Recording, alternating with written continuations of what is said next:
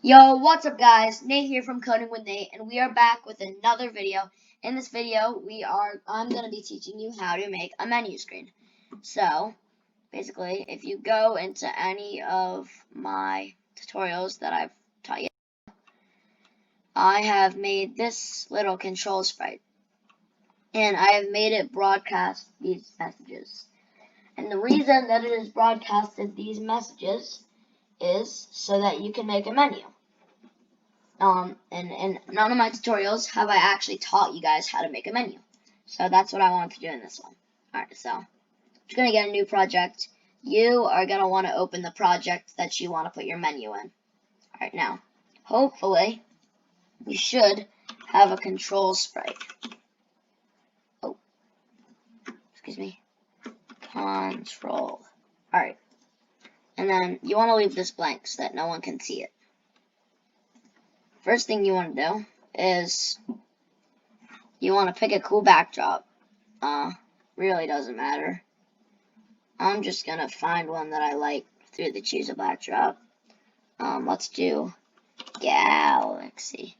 And you can always make your own. I just want to use the Galaxy so that I don't want to have to spend too much time on art in this video. But yeah, that's pretty much the reason why I'm just doing that real quick. So now, I want to do when green flag is clicked. Hopefully you already have a control sprite, or else for all of your when green flag is clicked, you want to make them when I receive play game. Real quickly, if you haven't done that yet. But I want to broadcast green. Oh, what? That was odd. I want to broadcast green flag. And then basically what I'm doing, this is just like how you would do like, I don't know, like this is like coder's language. So basically what it is there's no spaces. You start it off with the lowercase, and then instead of a space, it just starts a new word with a capital letter. So it's just like the coding language, just how it is. So I'll do play game. Alright, cool. But we're eventually going to move this play game sprite to the sprite we are going to make right now. And this is going to be the play button. Okay. Alright, so in this one, you can go really fancy, or you can go really not fancy. So I don't want to go too fancy, so I am just going to make a square, or more like a rectangle. Like anything that you think would really work good as a play button.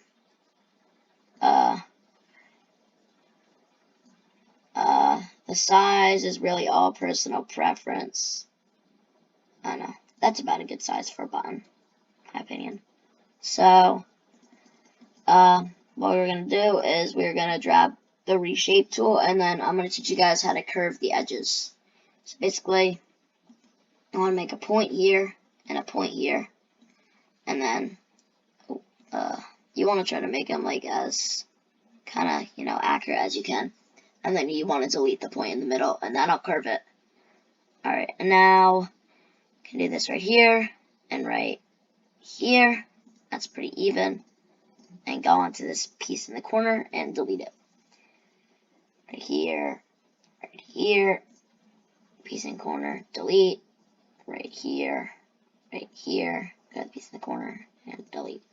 Alright, it doesn't have to be perfect. Well, I definitely did not make it perfect. As you can see, it's pretty uneven.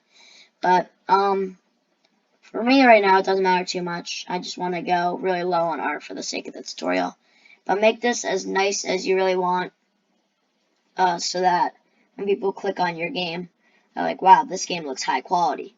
So, and that's really the only reason you make a menu in the first place, is 1, to make it more functional, and 2, to make it feel like a more quality game for the players. So we can go to marker, I don't know, I'll just make a bluish color, and then I'll just make text, and I'll do like play on it or something. You can do like play game if you want. I'm just going to do play for now. Okay. Okay, cool. Alright, now, you can just make this, you're gonna write this code. We're gonna do, when I receive green flag, you're gonna go to, this is where you can position your sprite. For me, I'm gonna do 0 and -30. I found that this works. I found that this number works pretty good in most games for a flag. So it's right there. You know, maybe since there's that like super bright thing, I make it a little bit lower. So I'm going to do -50. Alright, just keep adjusting it until you think it's nice. I'm just going to go to 60 right here and then, yeah. You know, I don't know why I'm doing this. Hey, I want to make it fairly low. Maybe 100? Are you serious? -90. Okay. That looks fine-ish, I guess. And then we can just make it show. And then you're going to grab this code. You're going to do forever, if else, touching, mouse pointer. And this is where you're going to make it look real nice. So you're going to do point and direction. And then you're going to grab a point and direction again, put in the else. In this top one, you're going to grab a plus. You're going to grab a multiply. And you're going to grab a sin. Okay, so if you're wondering what the sin is, that's basically like a thing for sine. So basically what sine is, it's something to do with like mathematical angles. So if you really want me to explain it, it's like, I don't know, it's really confusing, but it's just like a way to make it like, it's just like mathematical angles pretty much is just how I'll say it. And I want to do 90 in this. I'm going to do sin of, say, timer. So you can grab this timer sprite times 1000. Alright, so now it should be fine. And then it should shake a little bit when you're on it. Alright. So as you can see, it's got a nice shake to it.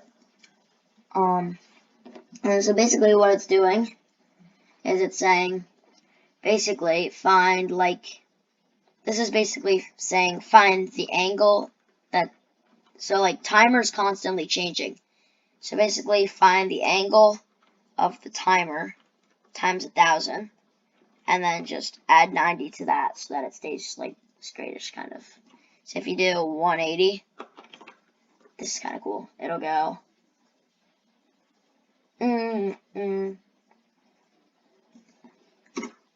So yeah, we're just gonna set it to 90 so that it looks more decent.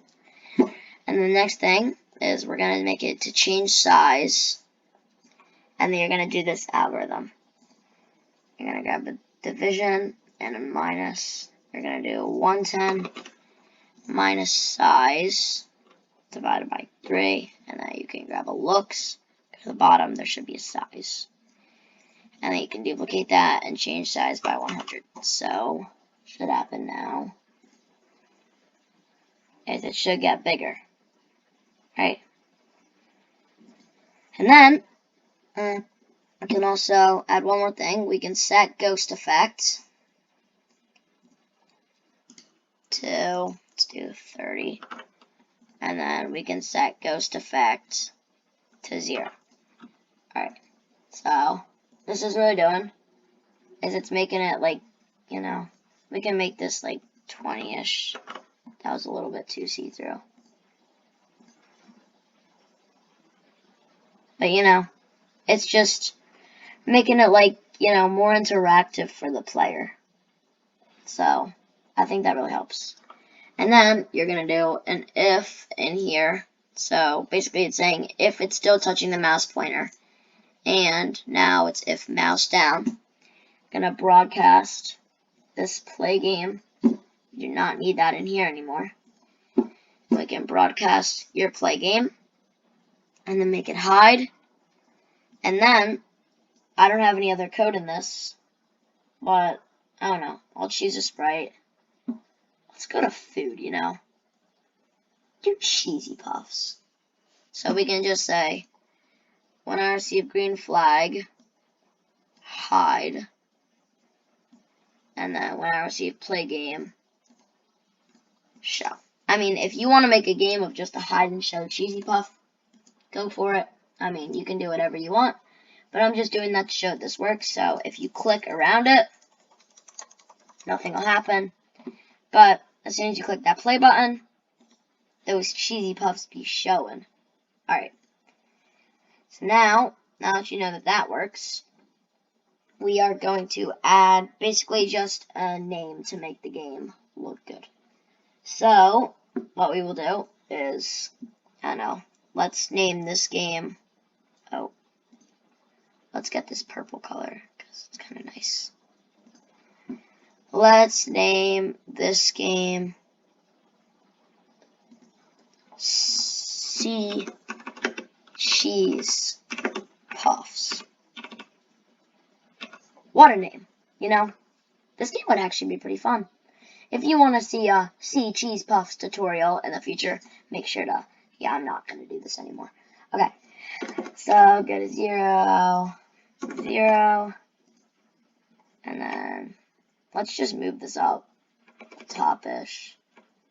Sea Cheese Puffs. And then we can just do this code. When I receive green flag, show, and then forever, point and direction, and then we can just drag this code from here, right into here. Okay. Alright, so, let's make this like 150. It'll look a little bit nicer. See? Alright, so now we basically got a menu. Let's get our beloved cheese puffs back. I'm just going to do this really quickly.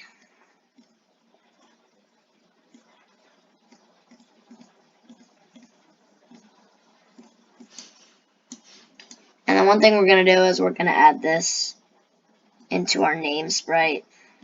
Let's name this name. And when I receive play game, we actually want it to hide. Okay, so are you ready to play the most fun game ever? Oh, Sea Cheese Puffs? Oh, this game looks so fun. Let's play this. Cheese Puffs. Alright, so that is going to be pretty much it for a menu tutorial. I taught the name, how to do that, and just a little play button script to make it all look really interactive and help the player really understand like what's happening. So that is going to be it for this tutorial. If you liked the video, make sure to like and subscribe. And with that, I'm Nate from Coding with Nate, and I'll see you in the next one.